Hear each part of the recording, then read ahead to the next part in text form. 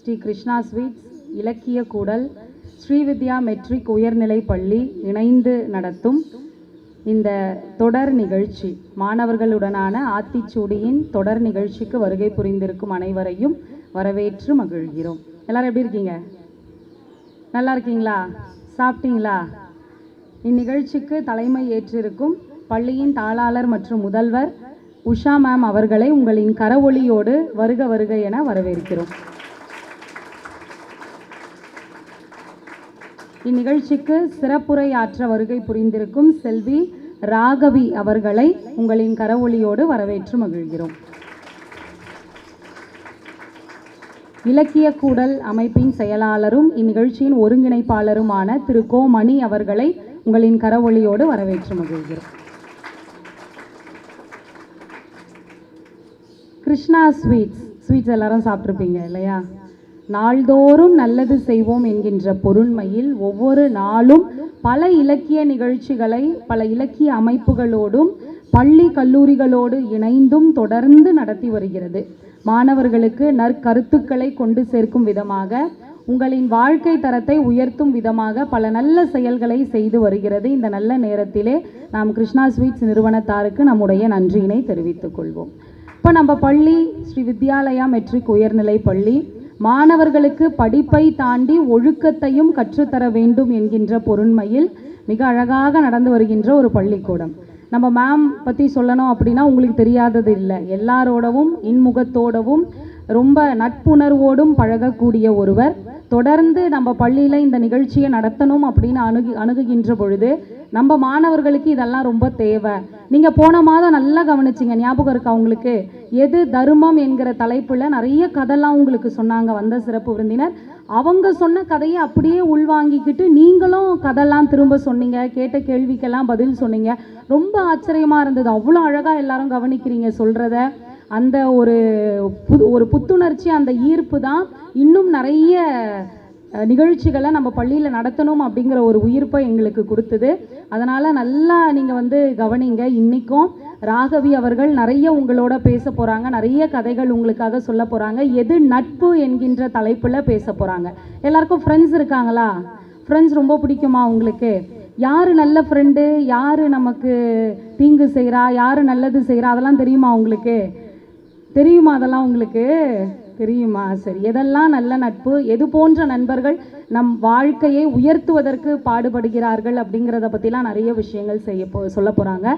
இலக்கிய கூடல் அமைப்பானது 2019 தொடங்கப்பட்ட ஒரு அமைப்பு. நாங்களும் இந்த மாணவ பருவத்தில் நிறைய பரிசுகள்லாம் வாங்கி நிறைய இந்த மாதிரி பேசுகிறவங்களெல்லாம் கேட்டு அவங்களுடைய வார்த்தைகளில் ரொம்ப இம்ப்ரெஸ் ஆகி நம்மளும் சமுதாயத்துக்கு ஏதாவது ஒன்று செய்யணும் அப்படிங்கிற பொருண்மையில் ஆரம்பித்த அமைப்பு தான் இது. சில விஷயங்கள் மட்டும் நான் பேசிட்டு சிறப்புரை வழங்குறதுக்கு அவங்கள கூப்பிட்டுடலாம். அவங்கள பற்றி நம்ம தெரிஞ்சுக்கலாம். அதுக்கு முன்னாடி ஒருத்தர் பணக்கார ஆகணும் அப்படின்னு சொன்னால் இப்படி ஒரு நொடியில் ஆயிடலாம். எப்படின்னு தெரியுமா உங்களுக்கு? இப்படி மேஜிக் மாதிரி ஜி பூம்பான்னு போட்ட உடனே ஒருத்தர் ரொம்ப பெரிய பணக்காரராக ஆகிடலாம். தெரியுமா அந்த வழி என்ன உங்களுக்குன்னு? தெரியுமா? தெரியாதா? நான் சொல்லவா? திருவள்ளுவர் தெரியும்ல உங்களுக்கு? திருக்குறள்லாம் நிறைய படிச்சிருக்கீங்களா? செல்வத்துள் செல்வம், செவிச்செல்வம், அச்செல்வம், செல்வத்துள் எல்லாம் தலை.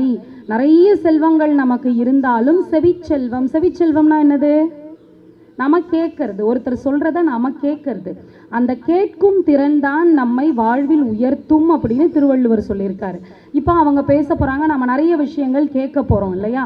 நாம பேசுறதுக்கு ஆகிற ஒரு செலவு இருக்கு பார்த்தீங்களா? அதில் 1/4 பங்கு தான் கேட்கறதுக்கு ஆகுதான். நம்ம ஒரு 100 வார்த்தையை பேச போகிறோம் அப்படின்னா அது 400 வார்த்தைகள் கேட்பதற்கு சமமாக. அப்போ கேட்கறதுக்கு எவ்வளோ பெரிய ஒரு விஷயம் இருக்குது பார்த்தீங்களா? ஒரு சின்ன கதை சொல்கிறேன். ஒரு சீடன் இருக்கான், ஒரு முனிவர், ஒரு ஆசிரியர்னு வச்சுப்போம், ஒரு மாணவர்னு வச்சுப்போம். அந்த ஆசிரியர்கிட்ட நாம் எதையாவது கற்றுக்கணும் அப்படின்னு சொல்லிட்டு அந்த மாணவன் போகிறானான். போய் இந்த மாதிரி உங்களை மாதிரி உட்காந்துக்கிட்டு இருக்கான் அந்த ஆசிரியர் முன்னாடி. அவர் பேசுவாருன்னு பார்த்தா பேசவே இல்லையா. பக்கத்தில் பறவை கத்திக்கிட்டே இருக்கான். அந்த ஒளியெல்லாம் அப்படியே கேட்டுக்கிட்டே இருக்காராம். அந்த ஒளியை கேட்டுக்கிட்டே இவர் என்ன பண்ணுறாரு? கண்ணை மூடி எதையோ யோசிச்சுக்கிட்டே இருக்காரு. அந்த பையனும் என்ன நினைக்கிறான்? அவர் கண்ணை திறப்பாருன்னு பார்த்தா என்ன பண்ணலையா? கண்ணை திறந்து எதுவுமே பேசவே இல்லையா. இவருக்கு ஒரே கோபம். காலையில் ஆச்சு, மதியானம் ஆச்சு, நைட்டும் ஆச்சு, அவர் பேசவே இல்லை. இவர் கோவப்பட்டு வந்து உங்களை பார்க்க தானே நான் வந்திருக்கேன், உங்ககிட்ட பேச தானே நான் வந்திருக்கேன், நீங்கள் சொல்கிறத கேட்க தானே நான் வந்திருக்கேன், நீங்கள் எதுவுமே சொல்லாமல் கண்ணை மூடிட்டு அமைதியாக உட்காந்துட்டு இருந்தா என்ன அர்த்தம் அப்படின்னு கோபமாக பேசியிருக்கான். கோபமாக பேசினோன்னா அவர் எப்படி என்ன சொல்லியிருப்பாரு? நீங்கள் சொல்லுங்கள், என்ன சொல்லியிருப்பார் அவர்? இப்போ நீங்கள் அந்த இடத்துல இருக்கீங்க, உங்ககிட்ட கோபமாக ஒருத்தர் வந்து பேசுகிறாங்க, நீங்கள் என்ன பண்ணுவீங்க? என்ன பண்ணுவீங்க?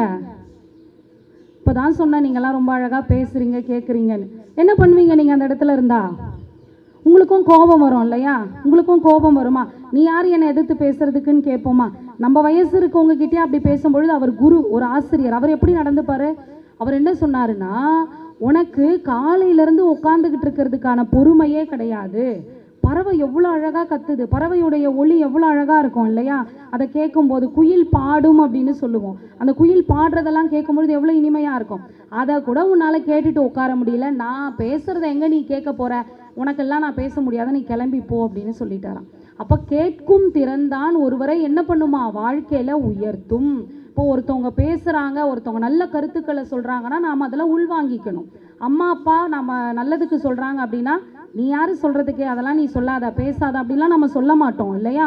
அம்மா அப்பா சொல்கிறத கேட்டு அதன் வழி நடப்போம். அதே மாதிரி நம்ம பள்ளிக்கூடத்தில் ஆசிரியர்கள் சொல்கிற நல்ல கருத்துக்களை நம்ம மனசில் ஏற்றிக்கிட்டு என்ன பண்ணுவோம்? அவங்க சொல்கிற பாதையில் நாம் பயணித்தோம் அப்படின்னா நம்மளுடைய வாழ்க்கை சிறப்பாக அமையும். இப்போ நம்ம கண்ணு இருக்குது அப்படின்னா, கண்ணு ஏதாவது கெட்ட விஷயத்தை பார்க்கும்போது மூடிடலாம் இல்லையா? கண்ணுக்கு மேலே இமை இருக்கா, நம்ம ஏதாவது ஒரு கெட்ட விஷயத்தை பார்க்குறோம் அப்படின்னா என்ன பண்ணிடுறோம்? கண்ணை உடனே மூடி அந்த விஷயத்தை பார்க்காத மாதிரி செஞ்சிடறோம். காதை அப்படி மூட முடியுமா? காது அப்படியே திறந்தே இருக்கு இல்லையா? கையை வச்சு மூடலாம். கையை வச்சு மூடினா கூட சில சத்தம் நம்ம காதில் ஒழிச்சிக்கிட்டே இருக்கும் இல்லையா? முழுசாலாம் சத்தம் கேட்காம இருக்காது. ஏன் அந்த மாதிரி இருக்குது அப்படின்னா, நல்ல விஷயங்களும் நம்ம காதில் வந்து சேரும், கெட்ட விஷயங்களும் நம்ம காதில் வந்து சேரும். எது தேவையோ அதை மட்டும் நாம் எடுத்துக்கிட்டு என்ன பண்ணணும்? வாழ்க்கையில் முன்னேறணும். நாம் நடத்துகிற நிகழ்ச்சியில் எல்லாமே நல்ல கருத்துக்கள் நம்மிடத்திலே விதைக்கப்படுகிறது. அந்த கருத்துக்களை நாம் என்ன பண்ணணும்? உள்வாங்கிக்கிட்டு நல்ல பிள்ளைகளாக சமுதாயத்தில் ஸ்ரீ வித்யாலயா மெட்ரிக் பள்ளி மாணவர்கள் சமுதாயத்தில் ஒரு மிக சிறந்த உயரத்தை அடையணும். அப்படி தானே? அடையலாமா? ஒரு நல்ல வளர்ச்சி, ஒரு நல்ல ஒழுக்கமான பிள்ளைகளாக, நற்பண்பு மிக்க பிள்ளைகளாக சமுதாயத்தில் நாளைக்கு ஒரு நல்ல இடத்துல நீங்கள் இருக்கணும் அப்படிங்கிற ஒரு பொருண்மையில் நம்ம கிருஷ்ணா ஸ்வீட்ஸ், இலக்கிய கூடல், ஸ்ரீ வித்யாலயா மெட்ரிக் உயர்நிலை பள்ளி இணைந்து நடத்தும் இந்த நிகழ்ச்சி ஒவ்வொரு மாதமும் நம்ம பள்ளியில் நடக்க போகுது. அதெல்லாம் 2வது நிகழ்ச்சி இந்த நிகழ்ச்சி. இந்த நிகழ்ச்சிக்கு சிறப்பு உரையாளராக, சிறப்பு விருந்தினராக வந்திருப்பவர் ராகவி அவர்கள். நிறைய பரிசு வாங்கியிருக்காங்க. உங்களை மாதிரி மாணவர்களாக இருக்கும் பொழுது, காலேஜ் படிக்கும் பொழுதெல்லாம் நிறைய பரிசு வாங்கியிருக்காங்க. மாணவர் கம்பர் கழகம் குரோம்பேட்டையில் இருக்கக்கூடிய அமைப்பில் நிறைய பரிசுகள், தேசிய அளவில், இன்டர்நேஷ்னல் லெவலில் இந்த கொரோனா நேரத்தில் இணைய வழியில் நிறைய நிகழ்ச்சிகள், ஆன்லைன் மூலமாக நிறைய நிகழ்ச்சிகள் நடந்தது. அதில் கலந்துக்கிட்டு அமெரிக்கா, சிங்கப்பூர், மலேசியா, இலங்கை, தாய்லாந்து இங்கேருந்தெல்லாம் நிறைய மாணவர்கள் கலந்துக்கிட்டாங்க. அதில் இவங்களும் கலந்துக்கிட்டு பரிசு வாங்கியிருக்காங்க. கை தட்டலாமா? ஒரு சிறந்த பரிசு இல்லையா அது? கம்பன் கழகம் மட்டும் இல்லாமல் நிறைய வேறு வேறு அமைப்புகள் நடத்திய போட்டியிலலாம் பங்கேற்றிருக்காங்க. டெல்லியில் போய் பேசி பரிசு வாங்கியிருக்காங்க. செங்கல்பட்டு மாவட்ட அளவில் நிறைய பரிசுகள், கலெக்டர் அவங்க கிட்ட இருந்து நிறைய பரிசுகள் வாங்கியிருக்காங்க. நிறைய பேசிட்டும் இருக்காங்க.